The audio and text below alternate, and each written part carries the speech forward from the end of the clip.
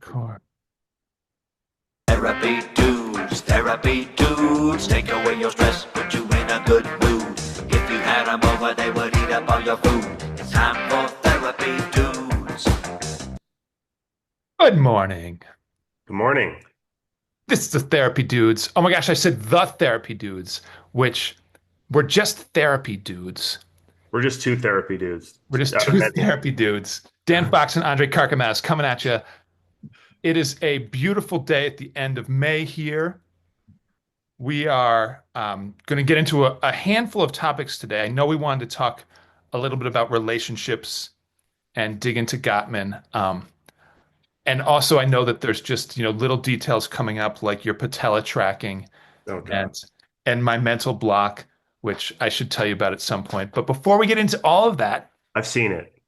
you've seen the mental block. All right, I'm going to give you 3 stars on that one. I think that was pretty solid. You don't even know what I'm talking about, though. So, Oh, I thought it was just when you're like looking at me and talking, you just stop talking, and there's drool that comes out of your lips a little bit. Like, is that what you're talking about, or something else? no, I have a different mental block that I was gonna Oh, share with you in a minute. But I'm sorry. but before we go there, I'm being mean today already. I'm sorry, man. I'm out of the sorry. gate, the first one was 3 stars. The second one, Pretty bad. the Yeah. the banter was, yeah, no, that one was I don't know. When you're talking about the I'm drool, not it just got perfect. it, so You know. close though. You're so close to.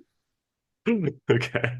So we are sponsored by Boulder Psychological Services, and they are awesome. You should check out the website, boulderpsychologicalservices.com. There's a lot of resources for all of your therapy needs.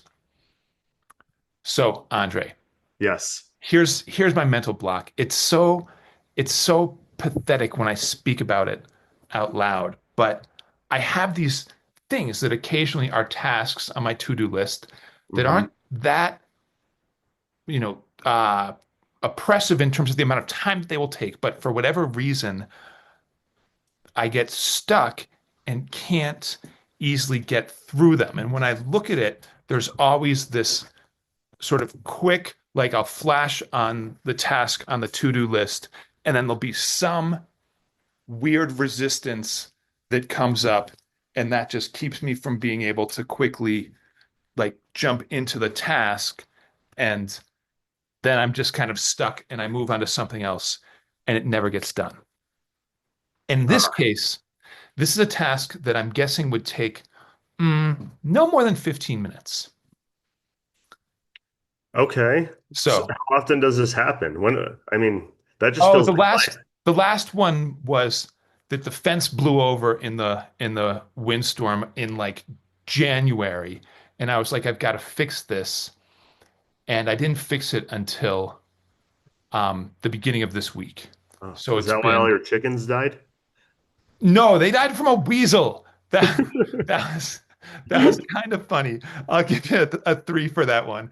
Um, by the way, I we was are actually ranking each curious. other's like sarcasm and banter on a 5-star scale.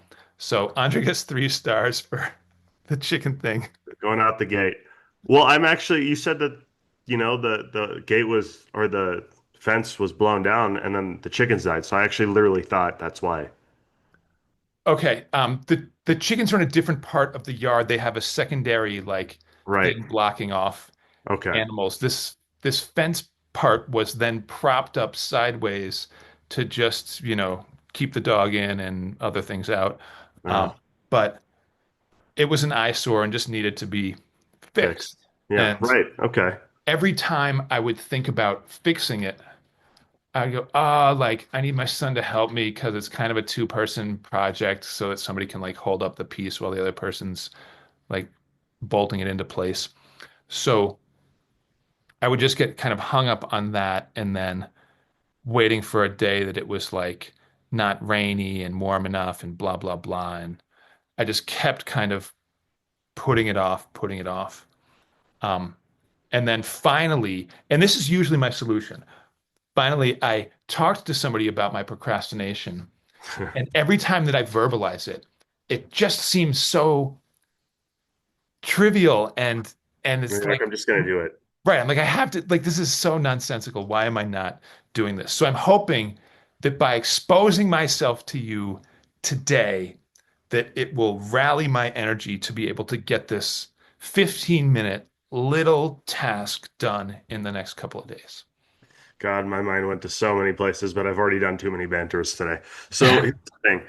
I think it's a name it to tame it type thing, right? Name it Like, to tame it. Ooh, I like that. Say more. well, oftentimes when we have stuff going on in the background or in our fields or whatever, if we just sit there and ruminate and it's just inside of our psyche and we're not really doing anything with that energy, it feels like we can't move sometimes. You just get stuck in that like loop. And so, oh, is it worth it? Is it not? You say it out loud, I'm going to do this. This is happening. This is how I do it at least. And then you end up doing it. Yeah, yeah. You just got to put it out of your mind. Right. Well, and I feel like sometimes the challenge that I have is that when my mind thinks of the thing that's like causing resistance, right? The sort of like, oh, I can't do this because blah. I get this like emotional hit of like distress or anxiety as if whatever that resistant thought was like deep truth. And then that like distress just doesn't feel comfortable. And then I'm stuck and I don't like actually analyze it or, go to like a place of confidence and try to like work through it and all that. So I think the name Right. it to tame it part is the like actually like take a good look at this and talk about it so that it's not such a roadblock, right? I gotta break through, Right. Well, the anxiety and all that is just all the anticipation. When you let things like simmer like that and grow, it just feels harder and harder. right? Right? Yeah. You got to slay the Okay. dragon when it's a baby, not when Yeah. it's a full-grown dragon. This is such a 10 to 15 minute fix. It's so ridiculous. Yeah. Aren't you ready Well, for it? that's life. Ready, ready. Okay, so I do this podcast Mm-hmm. with a friend of mine, Oh God. and um, and we talk about our work, and we try to give advice to people about therapy, right? God, it And sounds awful. yeah, that was funny. Um, and we talk about like making sure that it's fun and wanting to grow the podcast. And Right. one of the growth ideas was that we were going to get a business card going. And we have a template for the business card that this incredible artist like made for us and Oh yeah, emailed yeah. to me. And Right. it's been my job to just take that template and get it to Office Max or some online business card place and make like, 200 business cards so that we Ugh. can just, have them whenever it seems right to like pass them around. Oh, okay. So somehow, every time I think I need to do this, because it's been on my list now for like, I don't know, 6 weeks or 2 months or however long it's been like Hmm. completed, um, I look at it and I go, oh, like I don't know if I can take the template and it might not be like in the right format. And then I'm supposed to like get it to this other organization that'll make the business cards. And what if it's the wrong format or they need something different and I screw it up and then we Oh, don't, geez. right? That's a lot of It's thinking. so Yeah. ridiculous. Like Well, what does your partner do? Does he do anything? Or she? I don't know who this is, you know. that is such a setup because I just want to knock it out of the park and be like, of course he does nothing. I'm It does not. always the Well, one. what the hell, dude? This doesn't seem fair. My my podcast partner God, it never sounds does anything. I awful. have to drag him through all this. Oh my God. I'm so sorry. We might want to replace him. I think he's workable enough. And the Oh, fun part is definitely in place. And it's a nice connection. I feel like when it works, it's beautiful and it's like grown our relationship and been awesome. So I don't want to give up on him just yet. okay. Well, relationships need to be mutual. I'm just saying, if you're doing all this work, you should Right. probably call him out. It's just my opinion. Mm, because he's been such a slacker, I I don't trust him to get the job done. I feel like it's my burden to bear. I don't Ugh, want to pass it along. I feel like just by passing it along, it would like like ruin it. it would ruin it. It would Okay. ruin it. Well, let me know if there's anything I could do to help you with your partner. He sounds like, or if I can step in and do a side thing, you don't even have to tell him about it. I'll Okay. just do it. Do you You'll want take to do the the credit. business cards? Oh, no, thank you.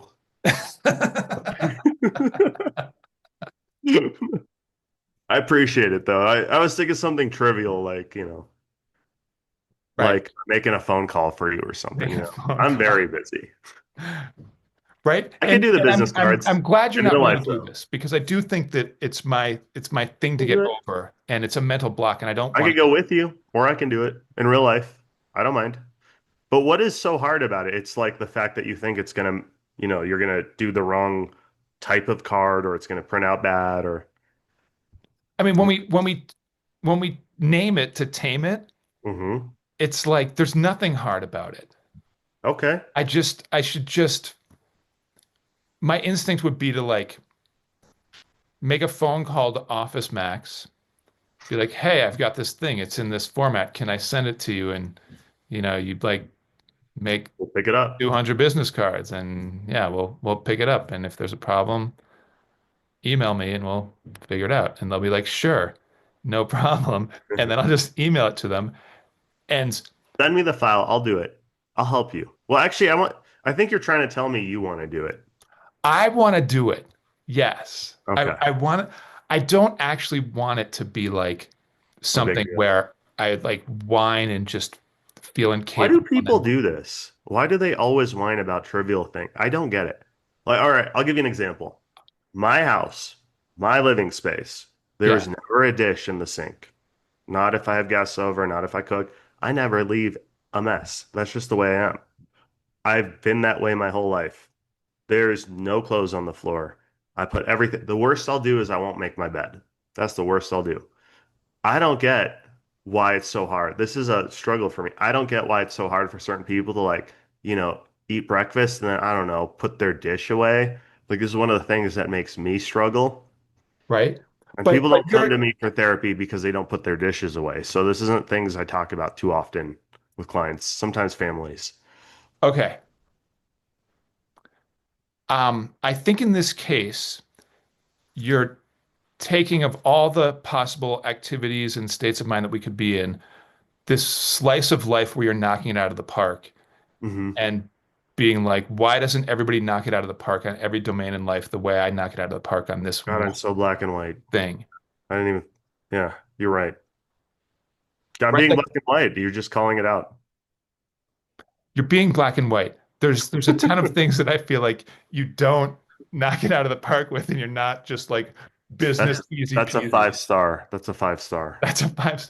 I'm not even trying to mess with you. He just said it publicly. Everyone knows. I'm a disaster. I'm a slacker. His business part. I don't know who this guy is, but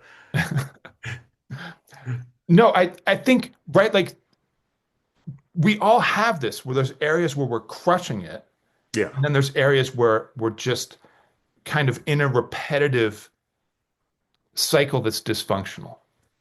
it's like working out a different muscle that you're not used to working out. Like some people just do chest all the time, and then they want to do bicep. You're Yeah. smiling because you know that's me. It's just biologically my chest is bigger, but No wonder you have such a big chest, right? You I look have like okay. Well, thank you. Thank you. So like one of the things I've been doing a lot more is like push-ups and stuff like that. I don't want to do it. I'm excited to go work out the muscles I know how to work out or yeah. like go on a run or something. But the things that like don't feel like my brain wants to do it, like it's just a little bit harder or different than what I'm used to. I don't know, maybe I pride myself on having a strong chest. I don't know. And like the arms aren't something I think about. I don't know why people do this, but I'm imagining it's some kind of like you're not really activating the reward system. And that's Right, why like you're right before we got on this podcast, you said that um, you didn't want to do the Spartan race because of your patella tracking problem, which to me sounded like the most pathetic excuse in the world. It's like, if you don't want to do the Spartan race, just say you don't want to do it. But you play basketball, you work out a lot. Your patella tracking is not going to like be at this tipping point from this like Spartan race, especially if I'm your Maybe partner that's true. slowing you down. Well, okay, that's definitely true at that point. But it's really like once you hit your 30s, I mean, I know this was years ago for you, but once you hit your 30s, you gotta like balance how much physical activity you do. Because I still play basketball 2 days a week and for hours, and that kind of like, sudden stop and then burst of energy and jump and lateral movement that you do is hard on the knees. So I don't want to add anything else. That's just how I feel. But I guess you have a So, different opinion. um, my suggestion Okay. would be that you um, balance out like some element of cross training. If you're doing a lot of stuff that's hard on the knees, you need to do like a low impact cardio thing, like just going Like, for runs where the knee is just tracking and you can really focus on that and you don't yeah. have a lot of other stuff going on. And Ugh.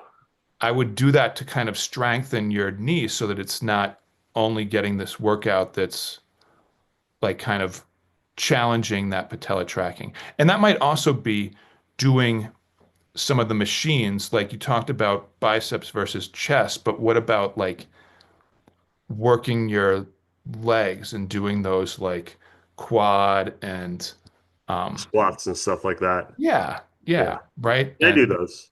Achilles and yeah. Yeah. Well, Um, okay. Well, you're right. Well, I think the point is, we're going a little off track, but the point is this.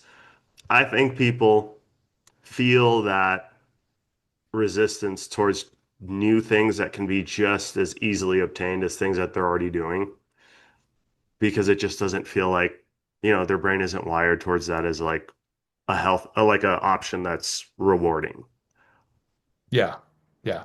And I think it's hard to get past that. So when you brought up the like name it to tame it thing, I think that's a good one. And I'm going to add on that having somebody to check in with that you have a, good relationship with who knows you is a good thing. And I think that's one thing that you and I do well with each other, even though we like to just kind of, mess around and banter. At the end of the day, there's this like, I think deep sense of like trust and that we have each other's backs. And like, like you took me to my special doctor's appointment this week when nobody else in my family was available and you just immediately like stepped up and did that and that actually like meant a lot to me that you Oh, could hold my hand after my colonoscopy. Thank you. I you're appreciate just it. gonna go for it. I'm Well, just we gonna need to make name it. sure I'm your gonna butt's name it to fixed. tame it. We're naming it to tame it, and we fixed all the issues down there. There was tons. Um, I had to sign off on like he might die if they do this, but I knew you'd get through it. I knew our bond would get us through this, so I had to be there. Yeah, no, I mean I really like truly that was a like I felt like I could call you and that would be okay and that if you Of could you course, would and yeah you've and done I a think it's just on lot a for me, whole lot of man. levels. I feel like we've been able to talk about what's been distressing and it's so nice to have both the like banter but also just the like deep care, right? Yeah, And I think that that's like for a lot of guys I think the banter is the only safe place, but to know that we can be like feeling vulnerable or broken and to show up with each other and get support is an important like I think that's important to find for people. And that's yeah, part of the challenge I think for a lot of people when they are stuck is that there's this feeling of I can't expose that I'm not like this perfectly formed person that has everything all together. yeah. I agree. I never really felt that until I got, I had my daughter, And, Yeah. there was like a lot going on in life during that time. And I think a lot of people fall in the trap of like, I'm not my best self right now. I don't feel good. I don't want to talk to anyone because I don't want them to see that I'm broken, you know? Right. Right. And I think that that's why people just want to make each other laugh, especially dudes, because it's a vulnerable feeling, to be like, hey, this is going on. It really is, it sucks, and I still have to hold the house together and take care of business. Yeah. Yeah. Well, and I think there's this weird thing that comes up for people where it's like, I don't like, in addition to I don't want to feel vulnerable, is this piece of I don't want to burden somebody else Yeah, with my problems. And I believe feel me, like I where get that falls apart is that if we were to like reverse the roles, if somebody came to us with a problem, especially if it's, a friend, a family member, right? Like we want to be helpful. We're like naturally trying to like give support and feeling compassion and empathy. And it's not this sense of like, ah, now you've burdened me with this it. thing. Like that's I mean, sometimes that might come up in a certain situation. I think that's worth Well, looking at. But I think I burned out people by overextent, like over leaning on people. That can happen.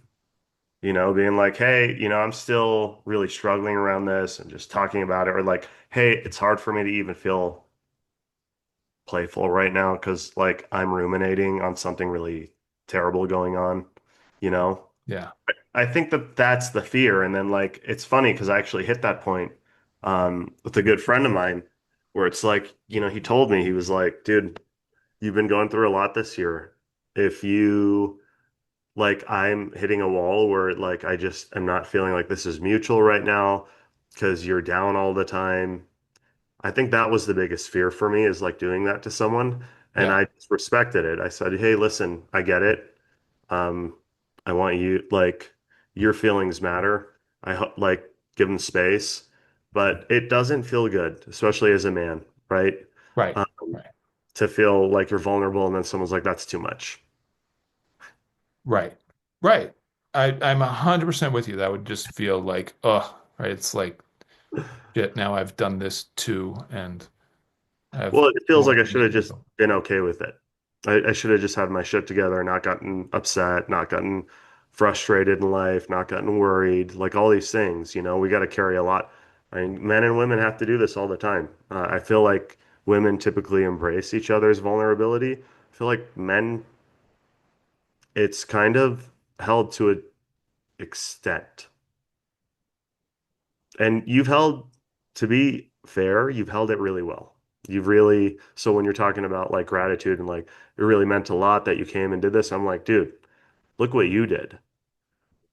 You would send me like voicemails to listen to keep me like, you know, going. Yeah, yeah. Well, I feel like it's it's not quite as right. Like whoever this other friend was, I don't want to be like, well, like I was, I was better than him as a friend because I feel He's a like good guy.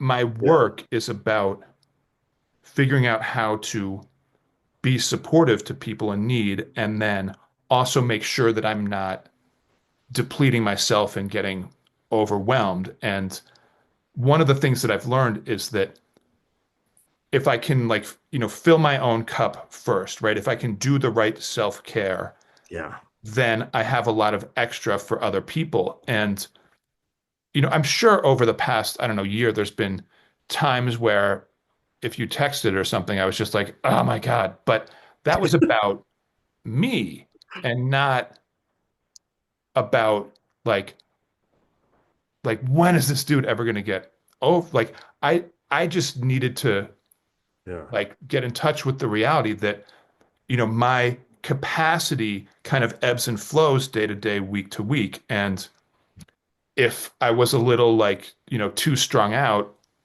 in the moment, that's not a fixed state, right? I know that like by the next morning, by, the time I get back from the gym or something, like I'm gonna have the bandwidth to be able to like lean back in and be supportive. And that's just something that I've had a lot of training and practice with Hmm. because that's like what we do all the time as therapists. So Yeah. I just feel like it's it's kind of that awareness that like maxed out capacity has become much more of a fluid thing through just doing this work for a long time and just realizing that I it ebbs and flows and I can, within like half a day usually be at a better state of mind. Yeah. And this applies to like clients too. When I get like a Oh yeah. client that's just really in a tricky place and I'm like, Yeah, we get stuck. People get stuck and it can be really frustrating. yeah. Like I totally get it. And I've had clients that I've worked on the same thing with for like 3 years, and then all of a sudden we finally make that breakthrough, and I'm like, thank God, you know? And it's like not Yeah. because I don't see the humanity that in them and all that, but it's like when you're outside of the situation and you don't feel what that person is feeling or what the trap is in their mind and their mental and their emotional, it's just frustrating sometimes, right? And you have to use compassion and empathy and,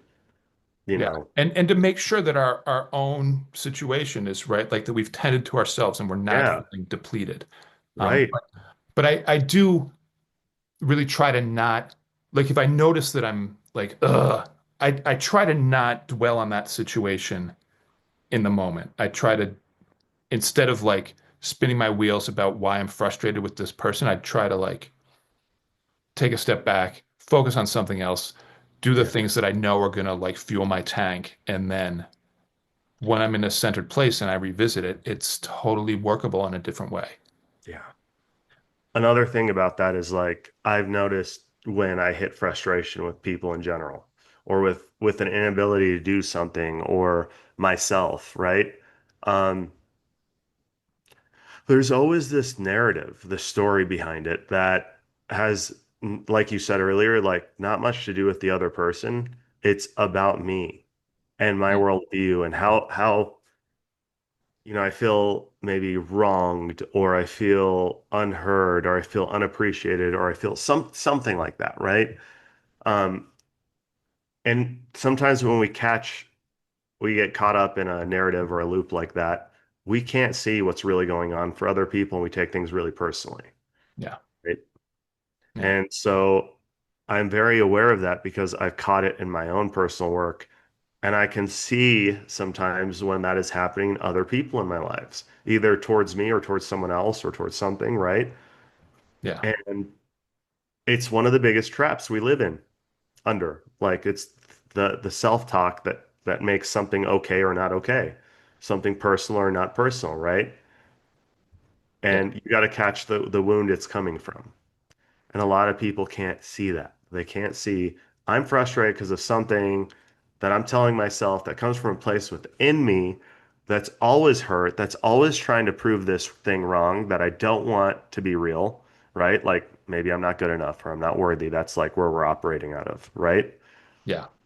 And that's why I lash out because I should be able to do this. I should be able to make the business cards.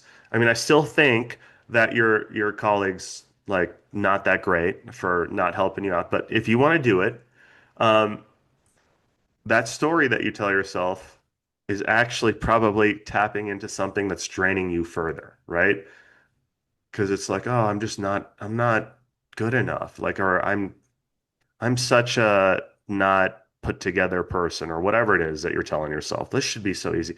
Well, maybe, but you're making it hard because you're sitting there and telling yourself that. All right. If I don't get the business card done by Monday, Hmm. then I'm going to have my podcast partner take over the responsibility. That sounds absolutely fair. You should tell him that. Okay. All Or right. not me. Tell him that. Next time I see him, I'll tell him. All right. It's hit time, and there's a perfect soundbite for this moment. Okay, okay, let's keep it moving. Okay. We got to get on to the next podcast. We'll pick up the second part that we were going to talk about, which is the stuff on relationships and Gottman's work Oh, okay. on the next one. Great.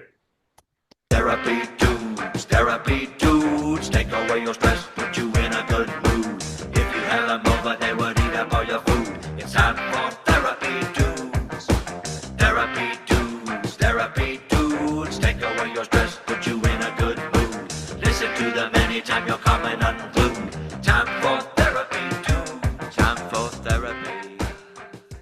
Thanks for listening. Please like and subscribe and comment.